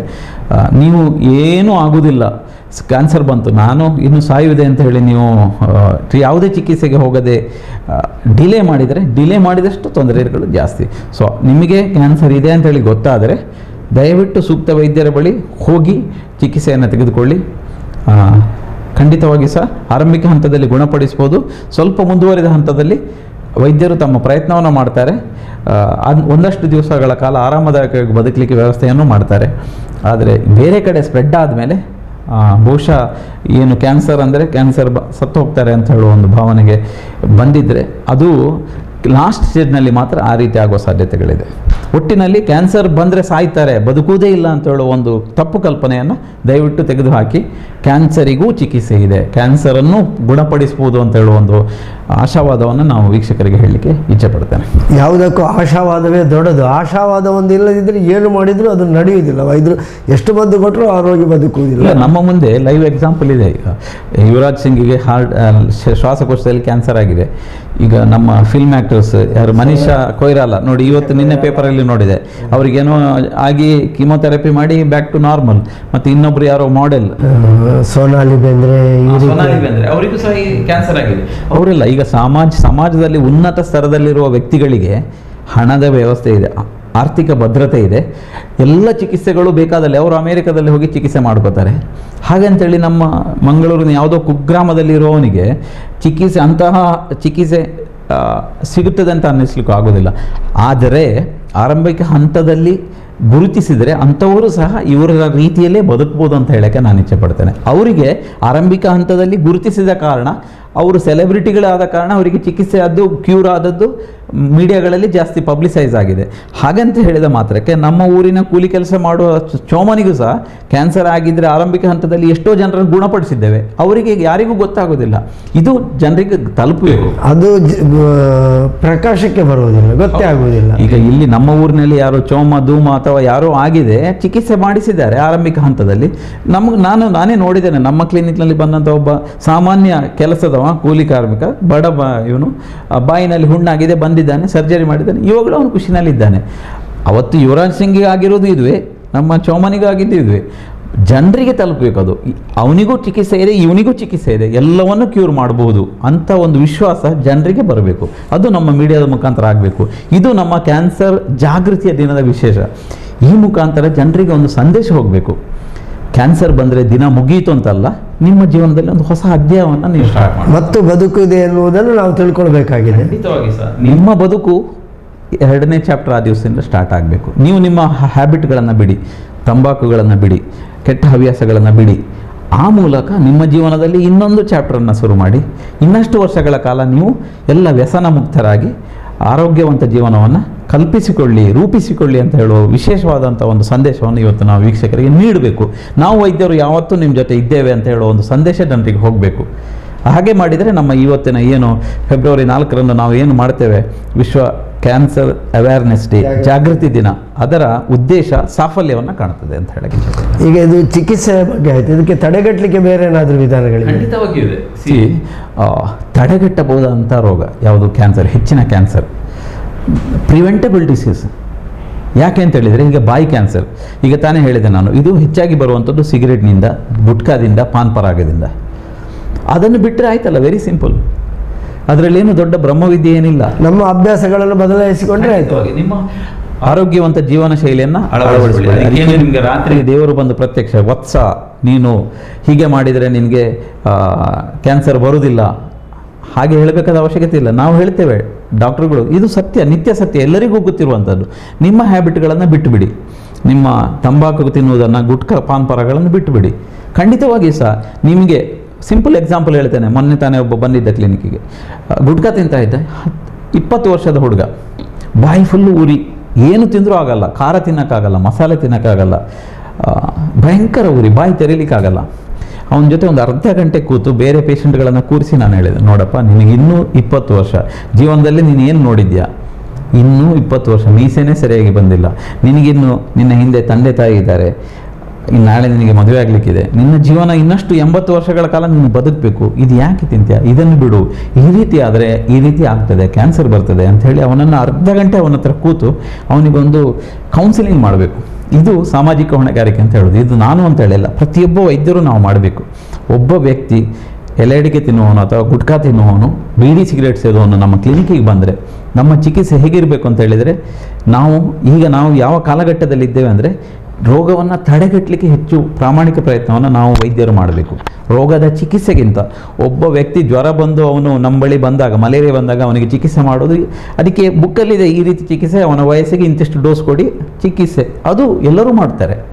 ನಾವು ಒಬ್ಬ ವಿಶಿಷ್ಟ ವೈದ್ಯರು ಯಾವಾಗ ಆಗ್ತೇವೆ ಅಂತ ಹೇಳಿದರೆ, ಇಂತಹ ವ್ಯಕ್ತಿಯನ್ನು ಕೂರಿಸಿಕೊಂಡು ಅವರಿಗೆ ಅರ್ಧ ಗಂಟೆ ತಿಳಿ ಹೇಳಿ, ನೋಡಪ್ಪ ನೀನು ಹಾಗೆ ಮಾಡಬೇಡ ಅಂತೇಳಿ, ಹಾಗೆ ಮಾಡಿದರೆ ಒಂದು ಜೀವ ಉಳಿಸಿದ ಸಾರ್ಥಕತೆ ನಮಗೆ ಬರ್ತದೆ. ಕೇವಲ ಚಿಕಿತ್ಸೆ ಮಾಡೋದು ಮಾತ್ರ ಅಲ್ಲ, ಸಮಾಜವನ್ನು ಪರಿವರ್ತನೆ ಮಾಡುವಂತಹ, ಜಾಗೃತಿ ಮಾಡುವಂತಹ ಒಂದು ದೊಡ್ಡ ಹೊಣೆಗಾರಿಕೆ ಕೂಡ ವೈದ್ಯರುಗಳಿಗೆ ಖಂಡಿತವಾಗಿದೆ. 1 ತಿಂಗಳು ಬಿಟ್ಟು ಅವನು ಬಂದ, ಸರ್ ನಾನೀಗೆಲ್ಲ ಬಿಟ್ಟಿದ್ದೇನೆ, ಈಗ ನನಗೆ ಖಾರ ತಿನ್ಲಿಕ್ಕೆ ಆಗ್ತದೆ, ಬಾಯಿ ತೆರೀಲಿಕ್ಕೆ ಆಗ್ತದೆ ಅಂತೇಳಿ. ನಾನು ಅದನ್ನು ಅರ್ಧ ಗಂಟೆ ಅವನ ಜೊತೆ ಸ್ಪೆಂಡ್ ಮಾಡಿಲ್ಲ ಅಂತ ಹೇಳಿದರೆ, ಇನ್ನೊಂದು ವರ್ಷದಲ್ಲಿ ಅವನು ಫೋಟೋ ಪೇಪರ್ನಲ್ಲಿ ಬರ್ತಾಯಿತ್ತು. ಹೇಳಿದ್ದು ನಾನು, ಇದು ಯಾಕೆ ಈ ರೀತಿ ಆಗಬಾರ್ದು. ಸಾಮಾಜಿಕ ಹೊಣೆಗಾರಿಕೆಯನ್ನು ನಾವು ನಮ್ಮ ನಿಭಾಯಿಸಿದರೆ ಖಂಡಿತವಾಗಿ ಸಹ ಈ ಪ್ರಿವೆಂಟಬಲ್ ಡಿಸೀಸ್ ಅಂತ ಏನು ಹೇಳ್ತೇವೆ, ಕ್ಯಾನ್ಸರನ್ನು ಖಂಡಿತವಾಗಿ ತಡೆಗಟ್ಬೋದು. ಹಾಗೆಂದ ಮಾತ್ರಕ್ಕೆ ಎಲ್ಲ ಕ್ಯಾನ್ಸರ್ಗಳನ್ನು ತಡೀಲಿಕ್ಕೆ ಆಗ್ತದೆ ಅಂತ ನಾನು ಹೇಳಲ್ಲ. ಈಗ ಆನುವಂಶಿಕವಾಗಿ ಬರುವಂಥ ಕ್ಯಾನ್ಸರ್, ಈ ಸ್ತನದ ಕ್ಯಾನ್ಸರನ್ನು ಯಾರಿಗೂ ತಡೀಲಿಕ್ಕೆ ಸಾಧ್ಯ ಇಲ್ಲ. ಬಂದಿದೆ, ತಾಯಿಗೆ ಬಂದಿದೆ, ಮಗಳಿಗೆ ಬರುವ ಸಾಧ್ಯತೆಗಳು 50% ಇದೆ. ಅಥವಾ ಕರುಳಿನ ಕ್ಯಾನ್ಸರ್, ಅದನ್ನು ತಡೀಲಿಕ್ಕೆ ಸಾಧ್ಯ ಇಲ್ಲ. ಆದರೆ ನಾವು ಕಾಲಕ್ಕೆ ವೈದ್ಯರ ಬಳಿ ಹೋಗಿ ರಕ್ತ ಪರೀಕ್ಷೆ ಮಾಡಿದರೆ ಟ್ಯೂಮರ್ ಮಾರ್ಕರ್ಸ್ ಅಂತ ಗೊತ್ತಾಗ್ತದೆ. ಈಗ ವೃಷಣದ ಕ್ಯಾನ್ಸರ್ ಇದೆ, ಪ್ರೋಸ್ಟೇಟ್ ಕ್ಯಾನ್ಸರ್, ಟ್ಯೂಮರ್ ಮಾರ್ಕರ್ ಅಂತ ಹೇಳಿ ಅದು ನಮಗೆ ರಕ್ತ ಪರೀಕ್ಷೆ ಮಾಡಿದಾಗ ಕಾಲಕ್ಕೆ ಆ ಟ್ಯೂಮರ್ ಮಾರ್ಕರ್ ಆ ವ್ಯಕ್ತಿನಲ್ಲಿ ಇದ್ದರೆ ಅವನಿಗೆ ಬರುವ ಸಾಧ್ಯತೆ ಜಾಸ್ತಿ ಇದೆ. ಅದನ್ನು ನಾವು ರೋಗಿಗಳ ಜೊತೆ ತಿಳಿ ಹೇಳಿ, ಇದು ನಾವು ಆರ್ಡಿನರಿ ಸಾಮಾನ್ಯ ಮಿಡ್ಲ್ ಕ್ಲಾಸ್ ಬಡವರಿಗೆ ಮಾಡಲಿಕ್ಕೆ ಸಾಧ್ಯ ಇಲ್ಲದಿದ್ದರೂ ಸಹ ಹೈಯರ್ ಆ್ಯಂಡ್ ಕ್ಯಾಟಗರಿ ರೋಗಿಗಳಿಗೆ ನಾವು ಇದನ್ನು ತಿಳಿ ಹೇಳಬೇಕು, ಎಜುಕೇಟ್ ಮಾಡಬೇಕು. ಹಾಗೆ ಮಾಡಿದರೆ ಈ ಕ್ಯಾನ್ಸರ್ಗಳನ್ನು ತಡೆಗಟ್ಟಬಹುದು, ಪ್ರಿವೆಂಟ್ ಮಾಡ್ಬೋದು. ಇನ್ನು ಆರಂಭಿಕ ಹಂತದಲ್ಲಿದ್ದರೆ ಖಂಡಿತವಾಗಿ ಸಹ ನಾವು ಅದನ್ನು ಚಿಕಿತ್ಸೆಯಿಂದ ಇದು ಮಾಡ್ಬೋದು. ರೋಗ ಬರದಂತೆ ಆ ರೋಗವನ್ನು ಸರಿಯಾಗಿ ಪರಿಣಾಮಕಾರಿಯಾಗಿ ಚಿಕಿತ್ಸೆ ನೀಡ್ಬೋದು. ಈ ಎಲ್ಲ ವಿಚಾರಗಳನ್ನು ನಾವು ನಮ್ಮ ಜನರನ್ನು ತಲುಪಬೇಕು. Mass, it should reach the mass. ಜಾಗೃತಿಯ ದಿವಸದ ಉದ್ದೇಶವೇ ಇದು. ಹೌದು, ಖಂಡಿತವಾಗಿ ಸಹ ಪ್ರಿವೆಂಟ್, ಯಾವ ಕಾರಣದಿಂದ ಕ್ಯಾನ್ಸರ್ ಆಗ್ತದೆ ಅಂಥೇಳಿ ತಮಗೆಲ್ಲ ಗೊತ್ತಿದೆ. ಎಲ್ಲ ಹ್ಯಾಬಿಟ್ಗಳನ್ನು ನೀವು ಬಿಟ್ಟುಬಿಡಿ. ನಾವು ಈಗ ದಿನಕ್ಕೊಬ್ಬ 10 ಸಿಗರೇಟ್ 40 ಸಿಗರೇಟ್ ಎಳೆಯುವವನಿಗೆ ನಾಳೆನೇ ಬಿಡು ಅಂದರೆ ಅವನಿಗೆ ಆಗಲ್ಲ. ಅವನಿಗೆ ನಾವು ಕೂತ್ಕೊಂಡು ಇವತ್ತು 40 ಸಿಗರೇಟ್ ಹೇಳಿದರೆ ನಾಳೆ 30 ಮಾಡಪ್ಪ, ಇನ್ನೊಂದು ವಾರ ಬಿಟ್ಟು ಅದನ್ನು 20 ಮಾಡು. ಹೀಗೆ ಗ್ರ್ಯಾಜುವಲಿ ಅವನ ಹ್ಯಾಬಿಟ್ನಿಂದ ಹೊರ ಬರಲಿಕ್ಕೆ, ಅಥವಾ ಇವನ್ ಆಲ್ಕೋಹಾಲ್ ಇರ್ಬೋದು, ಮದ್ಯಪಾನ ಮಾಡುವವರಿಗೆ ಅವರಿಗೆ ಲಿವರ್ ಕ್ಯಾನ್ಸರ್ ಬರುವ ಸಾಧ್ಯತೆಗಳಿದೆ, ಅಥವಾ ಇನ್ಯಾವುದೇ ಭಾಗದ ಕ್ಯಾನ್ಸರ್ ಬರುವ ಸಾಧ್ಯತೆ ಇದೆ. ಇದನ್ನೆಲ್ಲ ನಾವು ತಿಳಿ ಹೇಳಬೇಕು. ವೈದ್ಯರ ಜೊತೆಗೆ ರೋಗಿಗಳು ಕಾಪರೇಟ್ ಮಾಡಬೇಕು. ಮತ್ತು ರೋಗಿಯ ಕುಟುಂಬಸ್ಥರು ಸ್ವಲ್ಪ ರೋಗಿಗಳಿಗೆ, ಅಂತಹ ಒಂದು ವ್ಯಸನ ಉಳ್ಳ ವ್ಯಕ್ತಿಗಳಿಗೆ ಒಂದು ನೈತಿಕವಾದಂಥ ಸಪೋರ್ಟ್ ನೀಡಿದರೆ ಖಂಡಿತವಾಗಿ ಒಂದು ವ್ಯಸನ ಮುಕ್ತವಾದಂಥ, ಒಂದು ರೋಗ ಮುಕ್ತವಾದಂಥ, ಕ್ಯಾನ್ಸರ್ ಮುಕ್ತವಾದಂಥ ಒಂದು ಸಮಾಜವನ್ನು ನಾವು ಕಟ್ಟಬಹುದು ಅಂತ ಹೇಳೋಕ್ಕೆ ನಾನು ಇಚ್ಛೆಪಡ್ತೇನೆ. ಆತ್ಮೀಯ ವೀಕ್ಷಕ ಬಾಂಧವರೇ, ವಿಶ್ವ ಕ್ಯಾನ್ಸರ್ ಜಾಗೃತಿ ದಿನ ಈ ಕಾರ್ಯಕ್ರಮದಲ್ಲಿ ಕ್ಯಾನ್ಸರ್ನ ಬಗ್ಗೆ ಬಹಳ ಉಪಯುಕ್ತವಾದಂತಹ ಮಾಹಿತಿಗಳನ್ನು ಕೊಟ್ಟಿದ್ದಾರೆ ಡಾಕ್ಟರ್ ಮುರಳಿ ಮೋಹನ್ ಚೂಂತಾರ್ ಅವರು. ಕ್ಯಾನ್ಸರ್ ಅಂದರೆ ಏನು, ಯಾಕೆ ಬರ್ತದೆ ಮತ್ತು ಇದರ ಚಿಕಿತ್ಸೆಗಳು, ಅದಕ್ಕಿಂತ ಹೆಚ್ಚಾಗಿ ತಡೆಗಟ್ಟುವುದು ಹೇಗೆ. ಆರಂಭಿಕ ಹಂತದಲ್ಲಿ ಇದನ್ನು ಬಹಳ ಸುಲಭವಾಗಿ ತಡೆಗಟ್ಟಬಹುದು. ಎಲ್ಲದಕ್ಕೂ ಯಾವುದೇ ರೋಗಗಳದ್ದು, ಕ್ಯಾನ್ಸರ್ ಇರಲಿ ಅಥವಾ ಇತರ ಯಾವುದೇ ರೋಗಗಳಿರಲಿ, ಎಲ್ಲದಕ್ಕೂ ನಮ್ಮ ಜೀವನ ಶೈಲಿ ಬಹಳ ಮುಖ್ಯವಾಗಿರ್ತದೆ. ಆ ಜೀವನ ಶೈಲಿ ನಮ್ಮ ಬದುಕನ್ನು ರೂಪಿಸ್ತದೆ, ನಮ್ಮ ಆರೋಗ್ಯವನ್ನು ರೂಪಿಸ್ತದೆ. ಇಂತಹ ಒಂದು ಎಚ್ಚರಿಕೆ ಎಲ್ಲರಲ್ಲೂ ಇರಲಿ. ಕ್ಯಾನ್ಸರ್ನ ಬಗ್ಗೆ ಸರಿಯಾದ ಆ ಒಂದು ಚಿಕಿತ್ಸೆ ಮತ್ತು ಅದರ ಬಗ್ಗೆ ತಿಳುವಳಿಕೆಗಳು ನಿಮ್ಮಲ್ಲಿರಲಿ. ಆ ಕ್ಯಾನ್ಸರ್ಗೆ ಯಾವುದೇ ರೀತಿಯ ಹೆದರಬೇಕಾದಂತಹ ದಿನಗಳು ಇವತ್ತಲ್ಲ ಎನ್ನುವಂಥ ಮಾಹಿತಿಯನ್ನು ನೀಡಿದ್ದಾರೆ. ಇಂತಹ ಮಾಹಿತಿಯನ್ನು ನೀಡಿದಂತಹ ಡಾಕ್ಟರ್ ಮುರಳಿ ಮೋಹನ್ ಚೂಂತಾರ್ ಅವರಿಗೆ ಎಲ್ಲ ವೀಕ್ಷಕ ಬಂಧುಗಳ ಪರವಾಗಿ ವಂದನೆಗಳನ್ನು ಸಲ್ಲಿಸ್ತಾ ಇದ್ದೇವೆ. ವಂದನೆಗಳು ಡಾಕ್ಟ್ರೇ. ಧನ್ಯವಾದ.